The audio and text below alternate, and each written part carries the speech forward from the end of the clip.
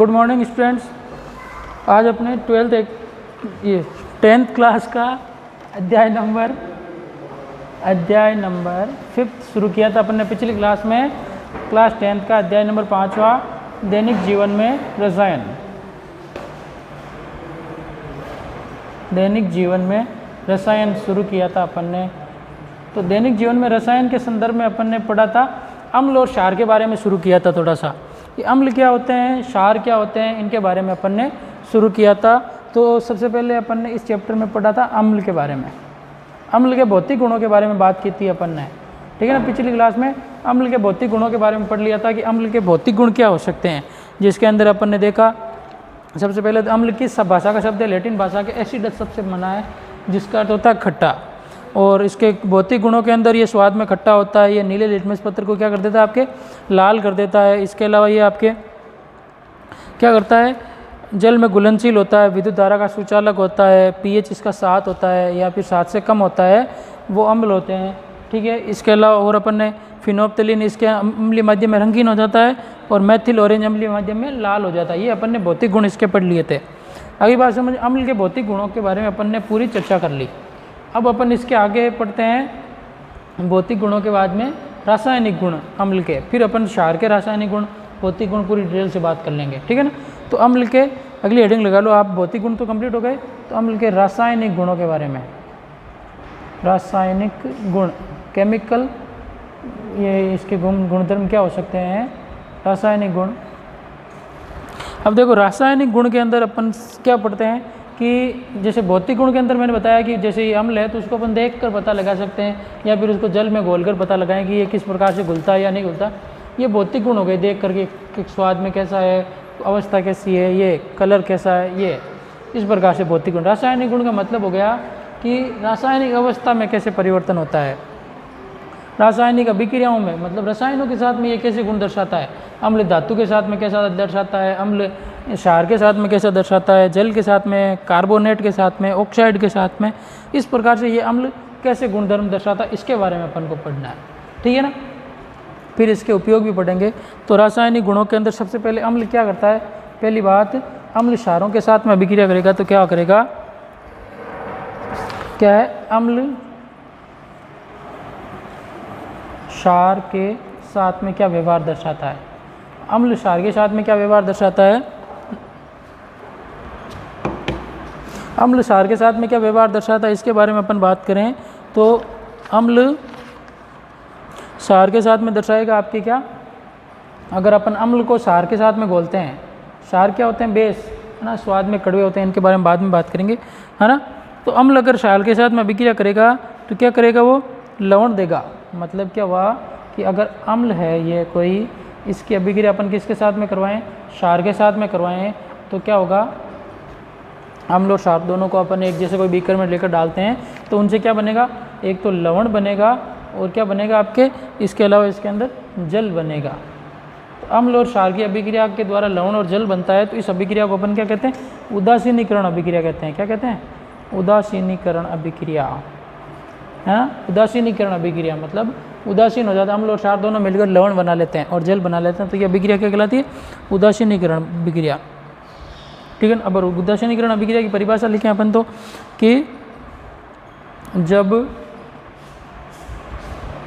अम्ल व क्षार अभिक्रिया करते हैं, अम्ल व क्षार अभिक्रिया करते हैं तो वे लवण व जल बनाते हैं। क्या बनाते हैं, लवण और जल बनाते हैं। इस अभिक्रिया को क्या कहते हैं, इस अभिक्रिया को उदासीनीकरण अभिक्रिया कहते हैं। क्या कहते हैं, इस अभिक्रिया को उदासीनीकरण अभिक्रिया कहते हैं। तो परिभाषा आगे समझ में, उदासीनीकरण अभिक्रिया जिसके अंदर अम्ल और क्षार अभिक्रिया करके क्या बनाते हैं, आपके लवण और जल बनाते हैं, वह अभिक्रिया उदासीनीकरण अभिक्रिया कहलाती है। और ये अभिक्रिया कैसी होती है, ऊष्माक्षेपी अभिक्रिया होती है। इसके अंदर ये भी ध्यान रखना, 1 नंबर का क्वेश्चन आता है, उदासीनीकरण अभिक्रिया कौन सी होती है, तो ये ऊष्माक्षेपी अभिक्रिया होती है। क्या होती है, ऊष्माक्षेपी अब ऊष्माक्षेपी से क्या मतलब हुआ?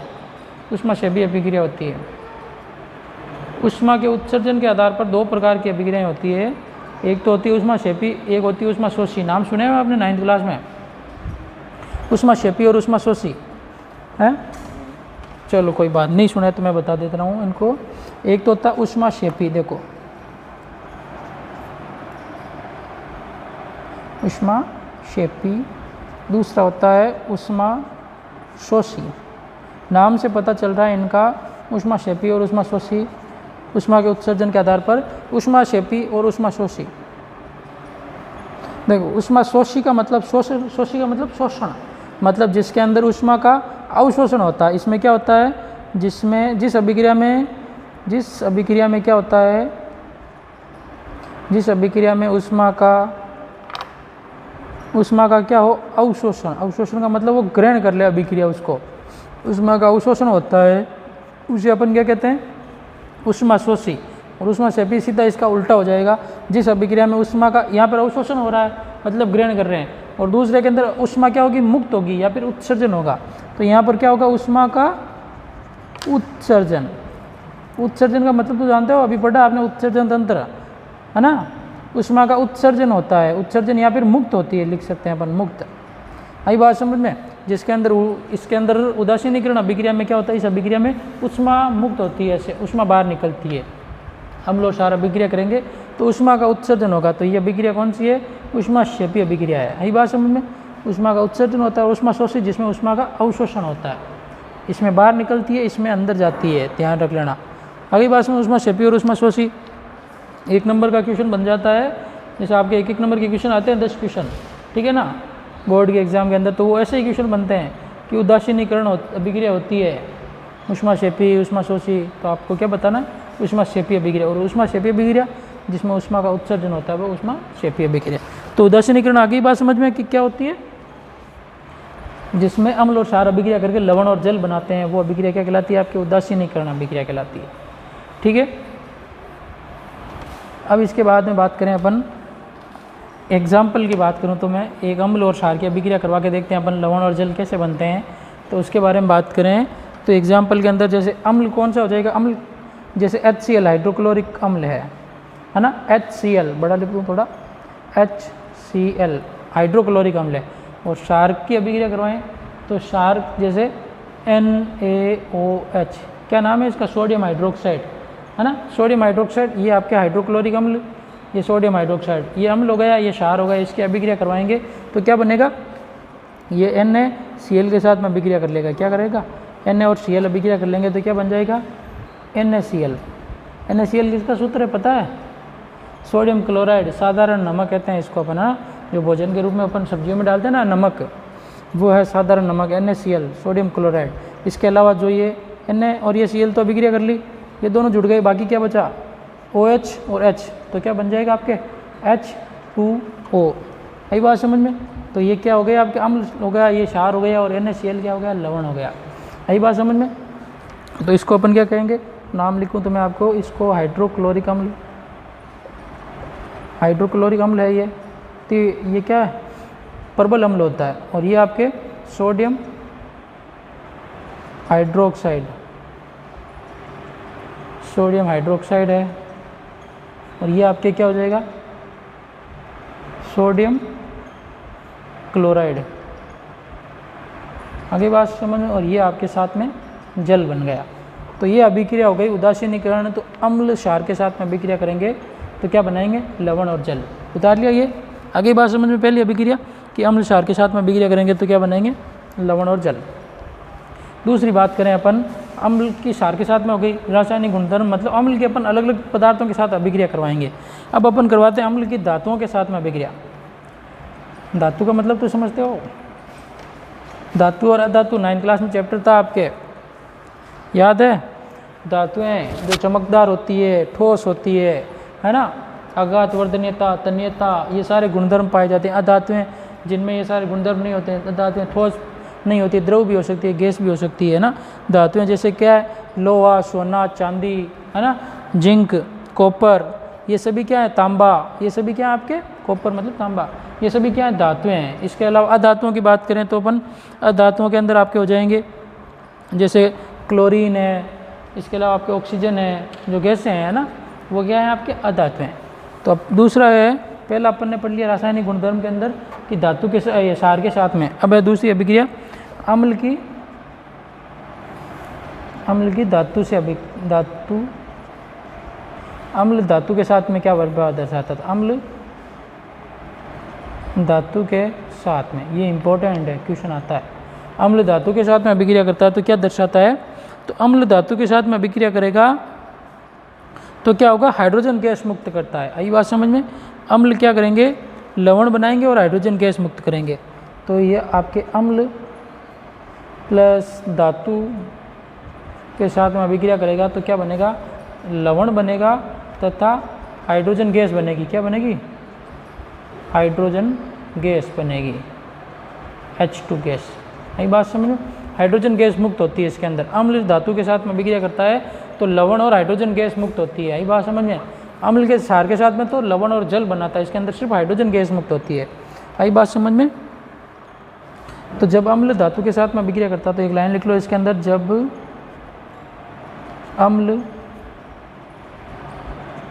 जब अम्ल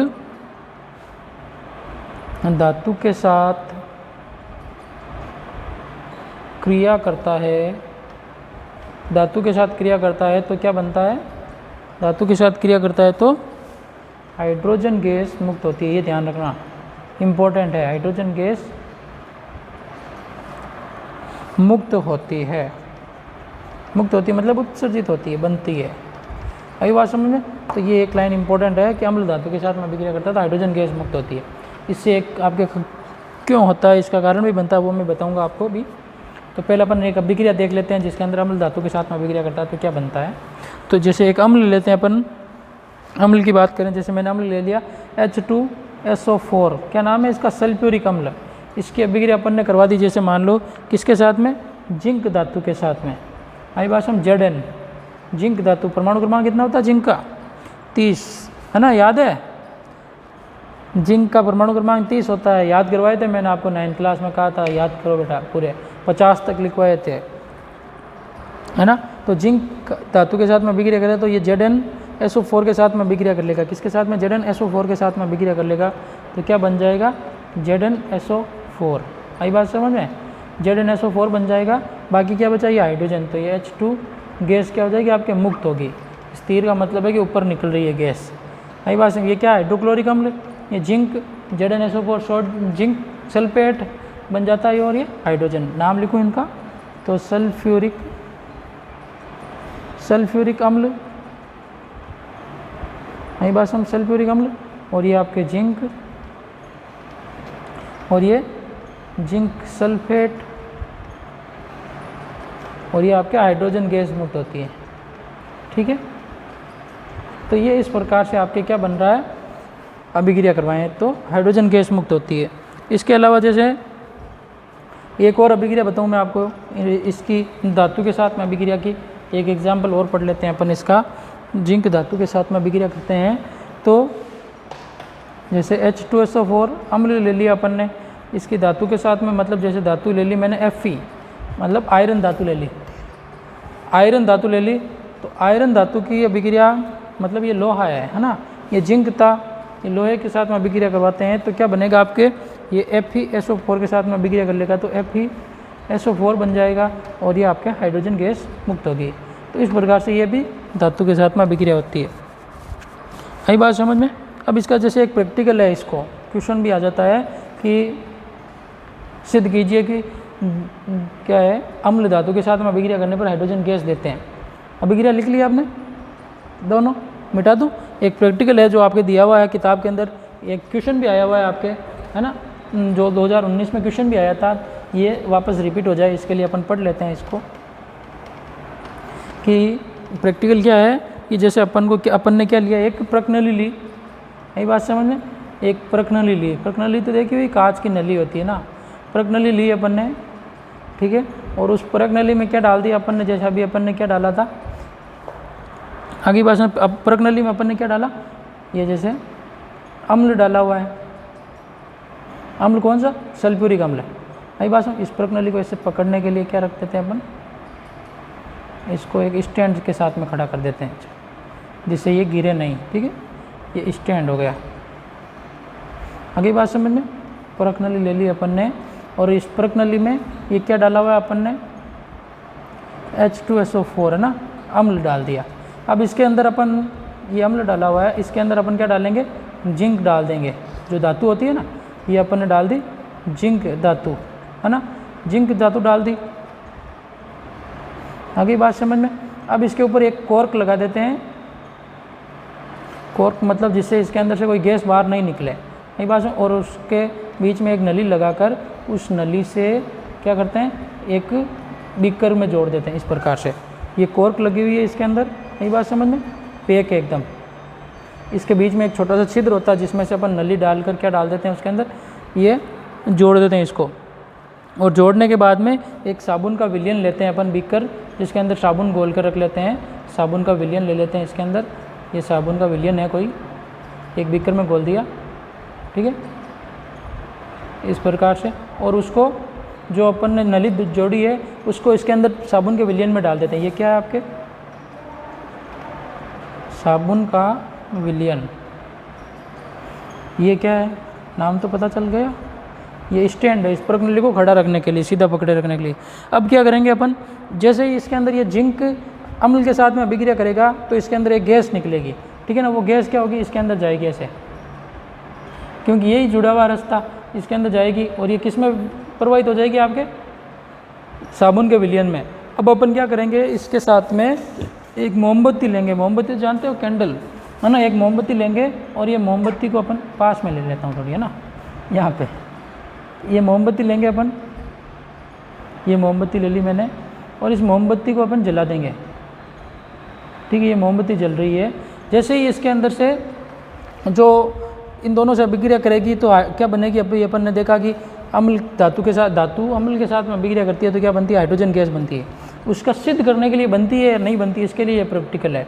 ठीक है ना, तो ये अपन ने हाइड्रोजन गैस इस साबुन के विलयन में जाएगी और साबुन के विलयन में जाते ही क्या होगा, हाइड्रोजन क्या करेगी, साबुन के विलयन में बुलबुले बनेंगे। इसके क्या बनेंगे, बुलबुले, ऐसे इस प्रकार से। आई बात, बुलबुले बनेंगे तो वो बाहर निकलेंगे। बुलबुले क्या होंगे, साबुन के विलयन में जाने पर बाहर निकलेंगे, ऐसे इस प्रकार से ऊपर की तरफ जाएंगे। तो वो मोमबत्ती जल रही है तो वो मोमबत्ती के पास में जाएंगे तो आवाज़ क्या आएगी, आपके फट फट की आवाज़ आएगी। फट फट की आवाज़ आएगी, फट फट की आवाज़ आती है। तो अपन ये मान सकते हैं कि हाइड्रोजन गैस को अगर अपन जलाते हैं तो वो आवाज़ कैसी चलती है, फट फट की आवाज़ आती है। तो इससे ये सिद्ध होता है कि फट फट की आवाज़ आ रही है तो कि धातु अम्ल के साथ में अभिक्रिया करने पर कौन सी गैस देती है, हाइड्रोजन गैस देती है। तो इससे ये सिद्ध हो जाता है कि धातु अम्ल के साथ में अभिक्रिया करके हाइड्रोजन गैस देती है। आगे बात समझ, छोटा सा प्रैक्टिकल, कोई दिक्कत नहीं। एक प्रणाली ली, उसमें अम्ल डाल दिया और जिंक डाल दिया। उन दोनों को, प्रणाली को ऊपर कॉर्क लगाकर एक नली से जोड़ दिया और उसको साबुन के विलयन में प्रवाहित किया। तो साबुन के विलयन में प्रवाहित करेंगे तो क्या होगी, पास में अगर अपन मोमबत्ती ले जाएंगे तो मोमबत्ती के अंदर आग जलती रहती है हल्की सी। तो वो आग के पास में जैसे ही वो बुलबुले जाएंगे हाइड्रोजन गैस के, वो आवाज़ क्या करेंगे, फटफट की आवाज़। तो फटफट की आवाज़ आती है। तो इससे ये सिद्ध होता है कि धातु अम्ल के साथ में अभिक्रिया करके क्या बनाती है, आपके धातु अम्ल के साथ में अभिक्रिया बना करके हाइड्रोजन गैस देती है। आगे बात समझ, छोटा सा प्रैक्टिकल, कोई दिक्कत नहीं है। तो इसके ये तो हो गया हाइड्रोजन गैस की उपस्थिति। अब एक क्वेश्चन आता है आपके कि कारण बताइए कि खट्टे पदार्थों को क्या है, धातु के बर्तनों में क्यों नहीं रखते हैं। आई बात समझ में, एक ऐसा कारण बताइए कि जैसे अपन दही होता है, घर वालों से पूछ लेना आप कभी भी कि दही होता है, उसको आप ना घर पे कभी भी धातु के बर्तन में नहीं जमाते। दही ज़्यादातर क्या होते हैं, जैसे जो मिट्टी के बर्तन होते हैं उसके अंदर जमाते हैं तो वो बहुत अच्छा स्वादिष्ट होता है और अच्छा जमता है। धातु के बर्तन में नहीं जमाया जाता। क्यों नहीं जमाया जाता, क्योंकि धातु के साथ में अभिक्रिया करके वो क्या कर लेते हैं, हाइड्रोजन गैस और जहरीला पदार्थ बना लेते हैं। दही के अंदर क्या होता है, जैसे अपन दही खट्टा पदार्थ है, जैसे अपन घरों में तांबे का बर्तन होता है या पीतल का बर्तन होता है, उसमें नहीं जमाते हैं, है ना। तांबा और पीतल ये दोनों क्या हैं, धातुएं हैं। आई बात समझ में, इनके अंदर क्यों नहीं जमाते हैं, क्योंकि ये दोनों किसके साथ में, अम्ल के साथ में अभिक्रिया करके क्या बना देंगे आपके अम्ल में। इन दही में क्या होता है, दही में कौन सा अम्ल होता है? कार्बनिक अम्ल होते हैं। जैसे दही में लैक्टिक अम्ल होता है, बात तो की थी मैंने कल, लैक्टिक अम्ल होता है। तो अम्ल क्या करेंगे? धातु के साथ में विक्रिया करके जहरीला पदार्थ बना लेते हैं। क्या बना लेते हैं? जहरीला पदार्थ बना लेते हैं, और वो अपन खाते हैं तो अपने लिए क्या होता है? नुकसानदायक होता है।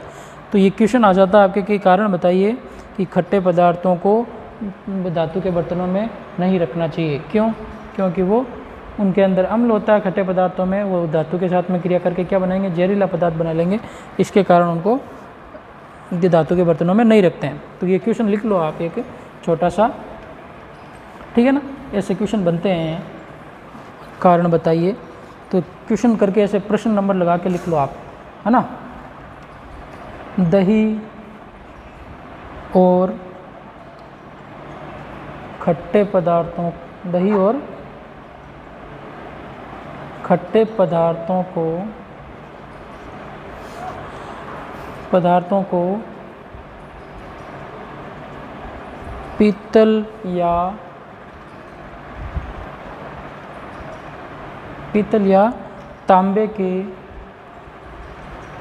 तांबे के पात्र में क्यों नहीं रखना चाहिए? क्यों नहीं रखना चाहिए? क्यों नहीं रखना चाहिए? क्योंकि अब आंसर क्या हो जाएगा इसका? सिंपल सी बात है, क्योंकि दही और खट्टे पदार्थों को पात्र में नहीं रखना चाहिए, क्योंकि दही और खट्टे पदार्थों में अम्ल होता है, जैसे कार्बनिक अम्ल होता है, तो दही में लैक्टिक अम्ल होता है। ये लैक्टिक अम्ल क्या करता है? पर धातु के साथ में विक्रिया करके जहरीला पदार्थ बना देता है। तो आंसर करके भी लिख लो, दही और खट्टे पदार्थों को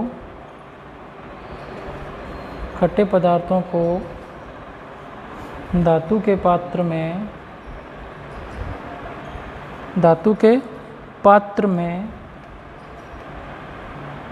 नहीं रखना चाहिए, क्योंकि दही और खट्टे पदार्थों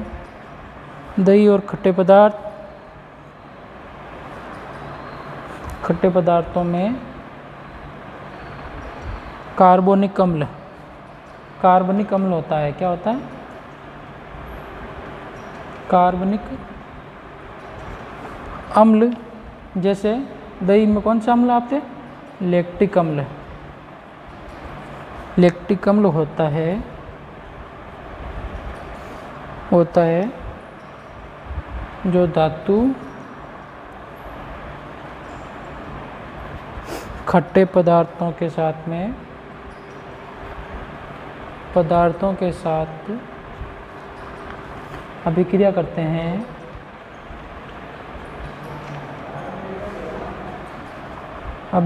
हैं और जहरीला पदार्थ बनाते हैं। क्या करते हैं? जहरीला पदार्थ बनाते हैं। आगे बात समझ में सिंपल सा क्वेश्चन है कि खट्टे पदार्थों को धातु के पात्रों में नहीं रखना चाहिए। क्यों?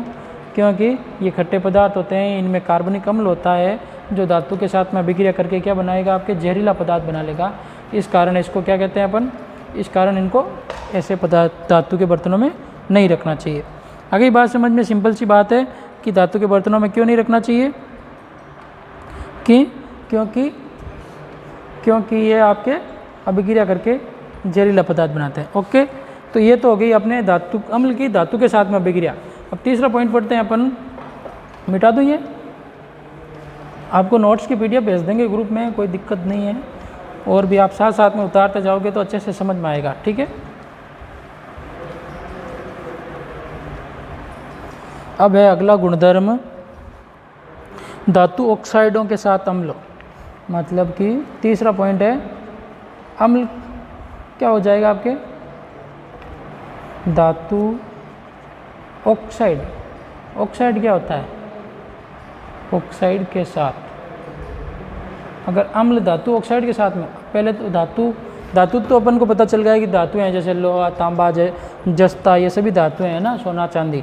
ऑक्साइड क्या होता है, धातु अगर ऑक्सीजन के साथ में अभिक्रिया कर लेती है तो वो क्या बन जाएगा आपके, ऑक्साइड बनाती है। ये बात समझ में, धातु ऑक्सीजन के साथ में अभिक्रिया करके क्या बनाती है, ऑक्साइड बनाती है। तो वो सेम प्रोसेस है इसके अंदर भी। ये भी क्या होती है, जैसे अपने धातु की क्षार के साथ में अभिक्रिया देखी थी ना, वैसे ही इसके अंदर है कि जैसे कोई अम्ल है, ये कोई अम्ल लिया अपन ने, अम्ल अभिक्रिया करेगा किसके साथ में, धातु ऑक्साइड के साथ में। ये धातु ऑक्साइड है, धातु ऑक्साइड, अम्ल की धातु ऑक्साइड के साथ में अभिक्रिया करवाएं अपन तो क्या बनेगा आपके, लवण बनेगा और जल बनेगा। आई बात समझ में, लवण और जल बनेगा। तो क्या कौन सी अभिक्रिया होती है, लवण और जल बनते हैं तो वहाँ पर उदासीनी अभिकरण अभिक्रिया होती है। आई बात समझ में। तो यहाँ पर भी कौन सी अभिक्रिया है, उदासीनीकरण अभिक्रिया। तो वापस परिभाषा लिखवाने की तो जरूरत है नहीं उदासीनीकरण की, अभी लिखवा ही दी थी पहले, है ना। उदासीनीकरण अभिक्रिया जिसके अंदर अम्ल धातु ऑक्साइड के साथ में अभिक्रिया कराएगा तो लवण और जल बनेगा। ये अभिक्रिया क्या होगी, उदासीनीकरण।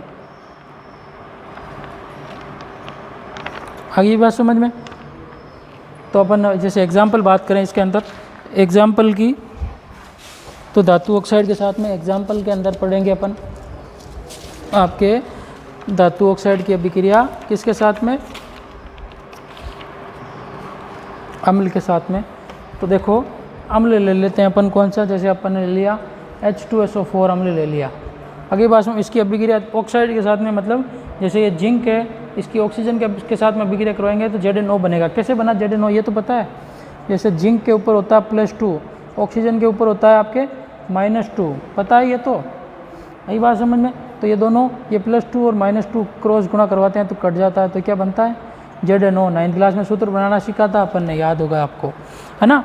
तो ZnO इस प्रकार से जिंक ऑक्साइड के साथ में अभिक्रिया करवाते हैं तो क्या बनेगा, ये आपके, ये जिंक क्या कर लेगा, सल्फेट के साथ में अभिक्रिया कर लेगा ZnSO4, ये जिंक सल्फेट के साथ में जुड़ जाएगा और ये हाइड्रोजन ऑक्सीजन के साथ में जुड़ जाएगा तो क्या बन गया, H2O। तो ये लवण बन गया और जल बन गया। अगली बात समझ में, लवण और जल बन गया। और बात करूं मैं आपके एक एग्जाम्पल की और बताऊं जिसके अंदर अम्ल धातु के साथ में अभिक्रिया करता है। अभिक्रिया संतुलित होनी चाहिए, संतुलित करनी भी आपको 9th क्लास में पढ़ी हुई है। और देखो बात करें जैसे अपन धातु ऑक्साइड के साथ में, जैसे एक अम्ल लेता हूँ मैं HCl मतलब हाइड्रोक्लोरिक अम्ल, इसकी अभिक्रिया अपन किससे कराएं, धातु ऑक्साइड मतलब कॉपर ऑक्साइड के साथ में अभिक्रिया कराएं, CuO। ये ऐसे ही बनता है सेम, कॉपर के ऊपर +2 होता है तो ये ऑक्सीजन के साथ में अभिक्रिया करें, CuO बना लिया, ठीक है। इसकी अभिक्रिया करवाएंगे तो CuCl के साथ में अभिक्रिया कर लेगा तो क्या बन जाएगा, CuCl2 प्लस क्या हो जाएगा आपके, हाइड्रोजन के अणु यहाँ पर एक है और H2O बनेगा। अभिक्रिया को संतुलित करने के लिए अपन को क्या करना पड़ेगा, यहाँ पर 2 लिखना पड़ेगा, है ना। अब सारी संख्याएं बराबर, हाइड्रोजन के अणु इस तरफ 2 हैं, उस तरफ भी 2 है, Cl के अणु इस तरफ 2 हैं, इस तरफ भी 2 है, Cu का 1 है, यहाँ पे भी 1 है और ऑक्सीजन का 1 है, यहाँ पे भी 1 है। तो ये अभिक्रिया हो गई आपके, क्या हो गई, धातु अम्ल की धातु ऑक्साइड के साथ में अभिक्रिया। आगे बात समझिए, ये अम्ल हैं, ये धातुएं हैं, इनके ऑक्साइड हैं धातु ऑक्साइड के साथ में, ये जिंक सल्फेट, ये कॉपर क्लोराइड, ठीक है, के साथ में अभिक्रिया करने के पर लवण और जल बनाते हैं, ठीक है। तो ये धातु अपन ने कितनी अभिक्रियाएं पढ़ ली आज, 3 अभिक्रियाएं पढ़ी। पहले तो पढ़ी अपन ने अम्ल व क्षार की अभिक्रिया, फिर अपन ने पढ़ी दूसरी अम्ल व धातु की अभिक्रिया, अम्ल व धातु की अभिक्रिया, और तीसरी अपन ने पढ़ी अभी जो पढ़ रहे हैं अम्ल प्लस धातु ऑक्साइड की। तो ये 3 अभिक्रियाएं पढ़ी है, इंपॉर्टेंट अभिक्रियाएं हैं, 1-1 नंबर के क्वेश्चन बनते हैं इनमें से, ठीक है। तो ये आपके आगे की बातें अपन अगली क्लास में करेंगे और जो अभिक्रियाएं हैं, ओके।